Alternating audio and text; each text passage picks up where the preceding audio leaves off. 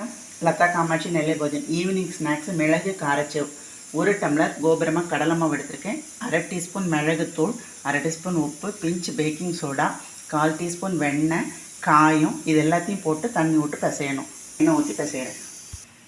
மாவை இந்த அளவில் பிசைஞ்சிட்டு கொஞ்சம் கொஞ்சமாக நம்ம முறுக்கு குழாயில் போட்டு இப்படி பிட்டு பிட்டாக புழிஞ்சு விட்டுருங்க.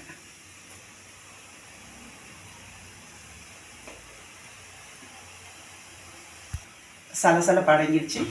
இப்போ இந்த ஸ்டேஜில் எடுத்துருங்க.